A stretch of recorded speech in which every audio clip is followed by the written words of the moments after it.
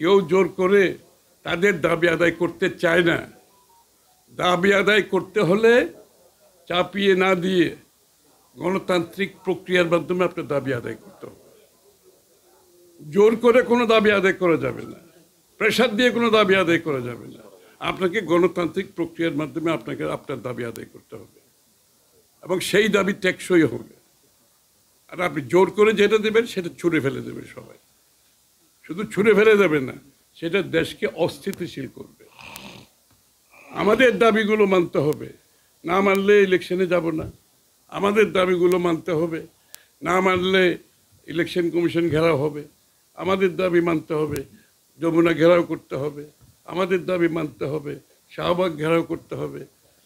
মানুষের বাড়িতে বাড়িতে আক্রমণ হবে, পত্রিকার অফিসে আক্রমণ হবে, ব্যবসা প্রতিষ্ঠানে আক্রমণ হবে।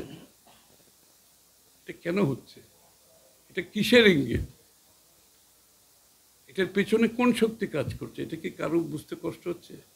সুতরাং এইগুলো বিলম্বিত যত করবেন বাড়তে থাকবে এবং যেই ফাঁদে আপনারা পা দিচ্ছেন সেই নিজেরাই আপনারা পড়ে যাবেন, কোনো লাভ হবে না।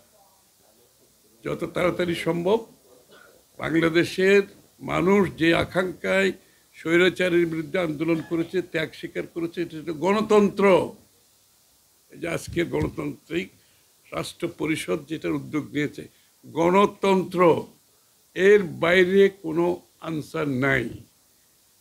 এর বিপরীতে যদি আপনারা দাঁড়ান তাহলে আমরা যে প্রথমেই আমি বলেছি, যাদের সমর্থনে সরকার প্রতিষ্ঠা হয়েছে, যাদের সমর্থনে আমরা একটি গণতান্ত্রিক উত্তরণ দেখতে চেয়েছি সরকারের কাছ থেকে, সেই সমর্থন এটা তো ব্ল্যাঙ্ক চেক না, এটা ব্ল্যাঙ্ক চেক না। সেই সমর্থন কিন্তু থাকবে। আমরা সেই অবস্থায় যেতে চাই না। আমরা চাই সরকার একটা নিরপেক্ষ ভূমিকা পালন করুক। আমরা চাই নিরপেক্ষ ভূমিকা পালন করে অতি সত্বর গণতান্ত্রিক উত্তরণের জন্য যেই কাজগুলো করবেন তার জন্য একটা রোডম্যাপ ডিক্লেয়ার করে জাতিকে আশ্বস্ত করবেন যে বাংলাদেশে আমরা আগামী দিনে গণতন্ত্রের দিকে চলছি, বাংলাদেশের মানুষের মালিকানা ফিরিয়ে দিচ্ছি। এইটা যখন আশ্বস্ত হবে, দেশে শান্তি ফিরে আসবে, স্থিতিশীলতা আসবে, মানুষ নির্বাচনের দিকে ধাবিত হবে। তারা তাদের নির্বাচিত প্রতিনিধিদের মাধ্যমে, সংসদ সরকার পরিচালনার মাধ্যমে একটি জবাবদিহি অবস্থানে দেশকে নিয়ে আসবে। গণতন্ত্র হচ্ছে এটা একটা কারেকশন প্রসেস। এই যে যত সমস্যার কথা বলছে, এটা গণতান্ত্রিকভাবে যদি আপনি করেন, এটা কারেকশন প্রসেস, এটা ফিল্টারেশন প্রসেস। এটা কেউ একা বসে উপর থেকে নির্দেশ দিয়ে কোনো পরিবর্তন কোনো দেশে আসে না। গণতান্ত্রিক প্রক্রিয়ার মাধ্যমে এটা it's a correction process, it's a filtration process. এর মাধ্যমে আপনাকে এটা করতে হবে। এর বাইরে আর কোনো ওষুধ নাই, এর বাইরে আর কিছু করার নাই। এর বাইরে করতে গেলেই সমস্যা হবে। সুতরাং গণতান্ত্রিক প্রক্রিয়া, গণতান্ত্রিক উত্তরণের জন্য রোডম্যাপের মাধ্যমে দেশের মানুষের মালিকানা ফিরিয়ে দিয়ে তাদের নির্বাচিত সরকার, তাদের সংসদ, তারা তাদের কাছে দায়বদ্ধ থাকবে। এই অবস্থা যত তাড়াতাড়ি আমরা দেশে আনতে পারবো, দেশ অত তাড়াতাড়ি একটা স্থিতিশীলতার দিকে, একটি মুক্ত রাজনৈতিক পরিবেশের দিকে যাবে, যেখানে সবাই মুক্তভাবে কথাবার্তা বলতে পারবে।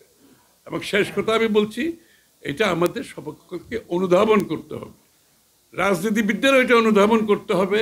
আগামীর রাজনীতি আগের রাজনীতির মতো হবে না।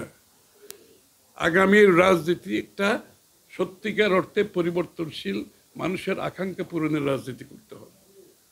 এবং যে সমস্ত রাজনীতিবিদ, রাজনৈতিক দল সেটা বুঝবে না, তাদের কোনো রাজনৈতিক ফিউচার নেই। বাংলাদেশের মানুষের আকাঙ্ক্ষা, আশা, যদি যেই পরিবর্তনের আকাঙ্ক্ষায় মানুষ অপেক্ষা করছে, সেটা যদি আগামীর রাজনীতি দিতে না পারে, সে রাজনৈতিক দল এবং ব্যক্তির কোনো ফিউচার আছে আমি অন্তত মনে করি।